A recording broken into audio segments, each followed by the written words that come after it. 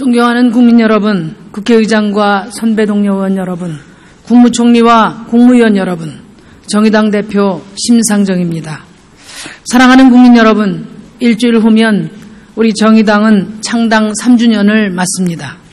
지난 3년은 정의당에겐 생존을 위한 몸부림의 시간이었습니다. 저희는 오늘에 이르기까지 진보 정치가 실패한 원인을 제거하는 데 부단히 힘써왔습니다. 이제 내부를 정비했고 외양도 갖췄습니다. 그리고 지난 7월 정의당은 3기 당대표를 선출하면서 새로운 도약을 선언했습니다. 정의당은 아무리 어렵더라도 가치 중심의 정치라는 원칙을 지켜나갈 것입니다. 더 좋은 대안으로 경쟁하겠습니다. 또 당장의 성과에 급급하기보다 길게 보고 일관성 있게 실천해 나갈 것입니다. 무엇보다 정의당은 가난한 사람을 위한 민주주의를 위해 단호히 싸울 것입니다. 요즘 헬조선이라는 말이 유행입니다. 이 말은 현 세태를 풍자하는 신조어를 넘어 이제 하나의 사회현상이 되었습니다. 선배 동료 의원 여러분, 이 말이 도대체 무슨 뜻입니까? 이 나라가 지옥 같아 못 살겠다는 말입니다. 벼랑 끝으로 내몰린 우리 국민들이 내뱉는 깊은 탄식과 비명입니다. 그래서 헬조선은 곧 헬정치라는 말로 들립니다. 우리 정치권에 대한 증오 섞인 원망입니다. 그러기에 헬조선이라는 말은 저에게 광화문 내거리를 가득 메운 시위군 중의 고함보다 더 무겁고 더 아프게 다가옵니다. 그렇다고 대한민국이 모든 사람에게 헬조선인 것은 아닙니다. 이른바 금수저, 은수저에게는 태평성대도 이런 태평성대가 없습니다. 부모 잘 만나 날 때부터 주식 부자이고 날 때부터 부동산 부자입니다. 세습 자본주의가 열렸다는 한탄이 절로 나오고 있습니다. 돈만 아니라 지위도 대물림됩니다. 이들에겐 현대판 음서제라는 비단길도 깔려 있습니다.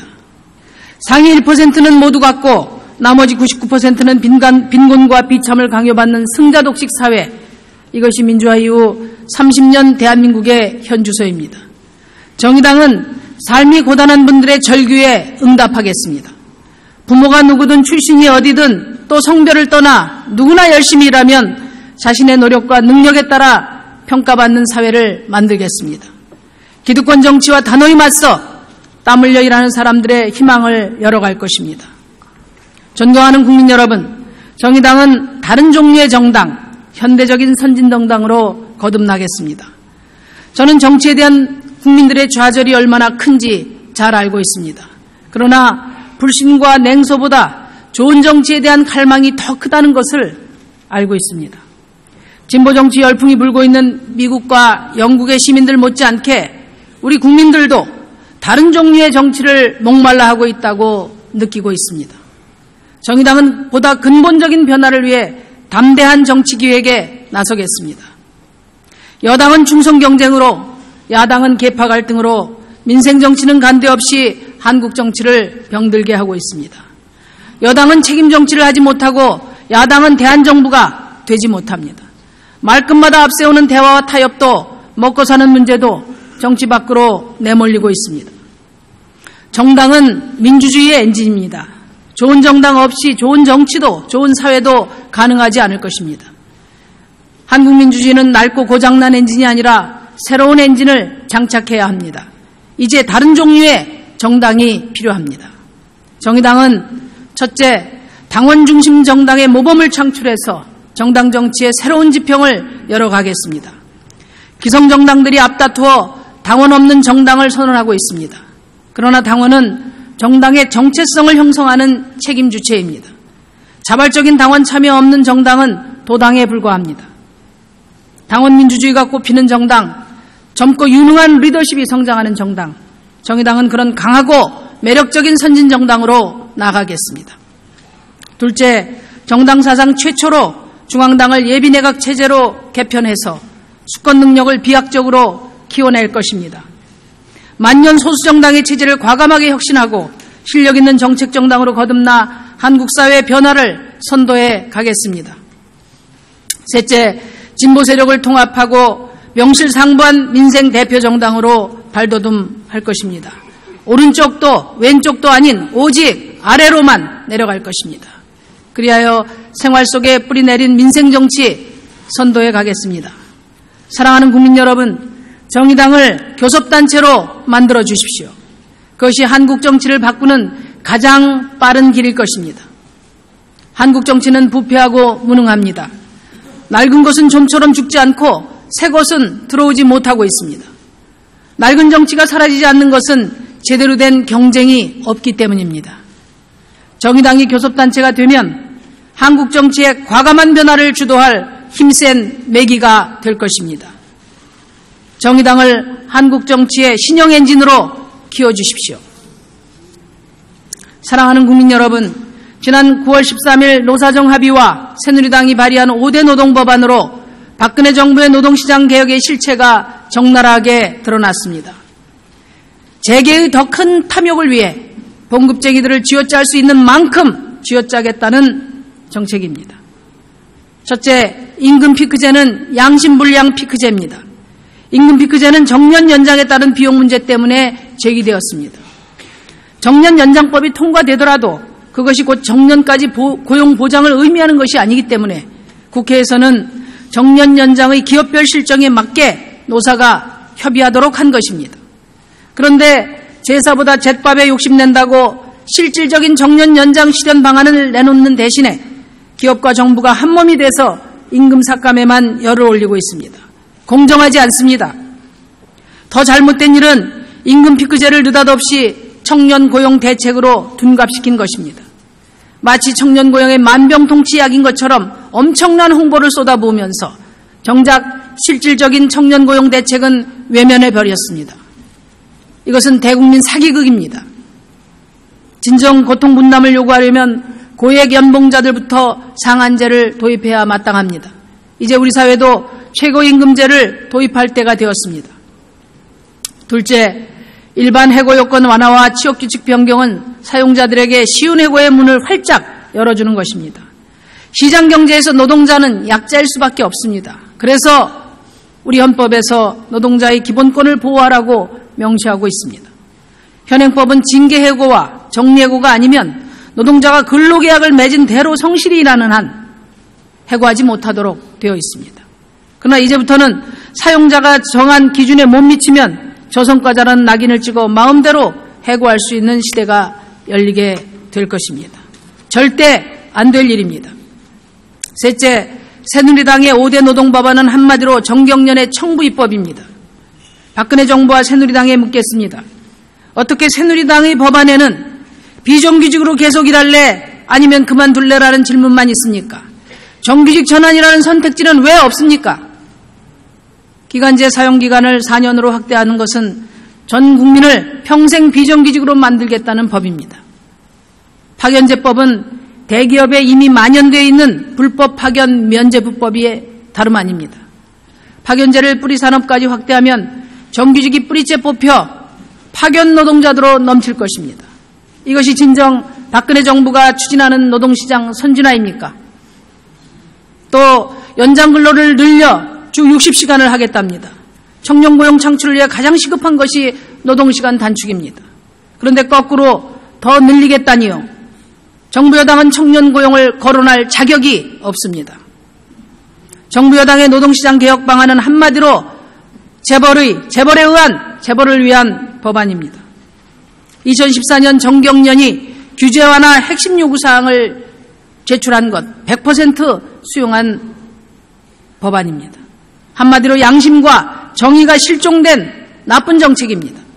민생경제를 파탄내고 양극화를 심화시키는 길입니다. 청년 실업 120만 시대입니다. 2013년까지 최근 5년간 국민 총소득에서 기업소득이 차지하는 비중은 평균 25.19%로 OECD 평균보다 7%나 높습니다. 그런데 10대 재벌의 청년 고용은 2010년 이후 계속 줄어 박근혜 정부 2년 차인 지난해에는 마이너스 2.9%를 기록했습니다. 국민이 버는 돈 대기업이 다 가져가면서 고용도 투자도 늘리지 않습니다. 그런데 어디서 청년 일자리가 나올 수 있겠습니까? 청년 실업은 최경환 부총리가 말하는 정규직 과보 때문이 아니라 박근혜 정부의 재벌 과보에서 비롯되었다는 것이 진실입니다. 재벌 대기업의 곳간을 여는 것부터 시작해야 합니다. 정부가 강력한 정책 의지를 가지고 선도해야 합니다. 그럴 때만이 노동조합도 정규직과 비정규직 간의 사회연대 방안에 대해 검토할 수 있을 것입니다. 박근혜 정부에게 요구합니다. 첫째, 시운해고 지역규칙 변경 행정지침, 새누리당 노동오법 추진을 즉각 중단하고 노동시장 개혁을 원점에서 재검토해야 합니다. 둘째, 청년고용 절벽 해소를 위한 긴급조치가 필요합니다. 청년 의무고용 확대 법안을 정기국회 제1호 법안으로 처리합시다. 동시에 청년 수당을 신설해서 구직과 주거 생활의 어려움을 겪고 있는 청년 지원 방안을 신속하게 검토합시다. 셋째, 노동시장 개혁은 사회적 대타협이 필요합니다. 속도전과 사회적 합의는 양립할 수 없습니다. 노사정의원에서 배제된 비정규직 청년 등 시민사회들이 함께 참여하고 고용, 임금, 노동시간, 복지를 포괄적으로 협의할 수 있는 사회적 대타협기구를 국회에 설치할 것을 제안합니다. 존경하는 선배 동료 의원 여러분, 오늘은 국회의원 선거구 획정위원회가 지역 선거구 획정안을 국회에 제출하는 날입니다. 하지만 양당이 국민 앞에 온갖 다짐을 앞세우며 독립시킨 선거구 획정위원회는 또다시 기득권 정치에 휘둘려 중심을 잃고 있습니다. 투표 가치의 평등을 실현하라는 것이 헌법의 명령입니다. 1000만 사표를 살려내서 득표율에 비례하는 의석을 보장하라는 것이 국민의 요구입니다. 모처럼 찾아온 정치개혁의 골든타임은 이번에도 기득권 정치에 의해 풍전등화의 위기에 처했습니다. 그동안 농어민 권익을 가장 잘 대변해온 정당이 어디입니까? 저는 감히 진보정당이라고 자부합니다. 농민 대표들은 비례대표를 늘려 농어민 이익을 더 잘 실현해달라고 요구하고 있습니다. 농촌지역구를 유지해야 된다는 주장은 선거권의 평등에 부합될 때 정당성을 얻을 수 있습니다. 현행 제도 아래서 유권자 절반의 선택이 벌어지고 있습니다. 거대 정당은 득표율보다 더 많은 의석을 가져가고 작은 정당은 득표율보다 더 적게 가져가는 제도입니다. 민주주의 원리에 부합하지 않습니다. 이것은 흡사 주먹이 지배하는 조폭세계의 논리와 유사합니다. 이런 상황에서 여전히 비례의석 축소를 거론하는 것은 투표 가치의 평등을 희생시켜 부당한 특권을 유지하겠다는 것입니다. 제도개혁이 만병통치약은 아닙니다. 그러나 어떤 경우에는 특효약이 될 수 있습니다. 저는 선거제도 개혁이야말로 민생 없는 대결 정치라는 오늘의 한국 정치가 걸린 중병을 치유하는 맞춤 처방이라고 생각합니다. 선배 동료 의원 여러분, 다시 한번 호소드립니다. 비례대표를 확대하고 배분 방식을 연동형으로 개혁합시다. 그것이 헌법적 가치를 실현하고 민주주의를 바로 세우며 민생 정치를 강화하는 길이라고 믿습니다. 평화와 공동 번영을 위한 남북한 경제협력 강화협정을 제안합니다. 사랑하는 국민 여러분, 8월 25일 남북한 합의로 남을 향하던 포문이 닫히고 북을 향하던 확성기 방송도 멈췄습니다. 전쟁 위기로 치닫던 군사적 긴장이 일단락되고 굳게 닫혀있던 대화의 문이 재개되었습니다. 평가에 마땅한 큰 진전이라고 생각합니다. 하지만 우리는 이번 합의가 화해와 협력이라는 길고 긴 여정의 출발이지 끝이 아님을 알고 있습니다. 그런데 왜 남북 간의 군사적 긴장과 갈등이 고조될 때마다 우리 국민들은 공포에 휩싸이고 금융시장은 출렁거려야 합니까? 안보와 경제, 언제까지 이 쌍끌이 위기 속에 국민들이 불안해해야 합니까? 이제 반목과 공포에 노출된 남북관계의 종지부를 찍고 평화와 공동번영으로 가는 기관차를 출발시켜야 합니다. 저는 남북한 경제협력 강화협정, 사실상의 남북한 FTA 추진을 제안합니다. 남북한 경제협력 강화협정은 정경분리의 원칙에 따라 국제사회가 인정하는 가장 낮은 단계의 경제통합을 의미합니다. 기존 남북경협의 근원적 한계를 넘어 국가 간의 제도화된 경제협력으로 남북 모두 윈윈할 수 있는 전략입니다. 점진적인 경제통합으로 남북 간의 신뢰 회복과 상호 의존도를 높여갈 수 있는 방안입니다. 남북 간의 경제협정은 북한에게는 세계로 통하는 길을, 남한에게는 북방경제로 통하는 길을 열어 한반도 평화와 경제통합의 새로운 출발, 삼통 전략이 될 것입니다. 중국과 대만은 2010년 사실상 FTA를 체결해서 정치 군사적 적대관계를 완화하고 공동의 경제 이익을 추구하고 있습니다. 주당 30편에 불과했던 정기항공 노선은 800여 편으로 늘어났고 왕래 인원은 연간 800만 명에 이르고 있습니다. 8만 개 대만 기업이 중국에 진출했고 200만 명 이상이 중국에 상주하고 있습니다. 정경분리 원칙으로 경제 공동체 차이완을 형성해서 사실상의 통일을 실현하고 있습니다. 우리도 어렵지 않습니다. 남북 정상들의 결단이 필요할 뿐입니다. 저의 제안은 이미 남북이 합의한 남북기본합의서 체제로의 복귀이고 부속 합의서를 구체화하는 것입니다. WTO 등 국제통상법적 제안은 큰 장애물이 되지 못합니다. 상호체제 인정에서 출발하는 장기적이고 점진적인 경제개방이 사실상 통일의 길임을 확인하면 됩니다. 지금 동북아는 커다란 전환의 시대에 놓여 있습니다. 이러한 시기 우리가 이 상황을 주도하지 않으면 남북 간의 긴장이 빌미가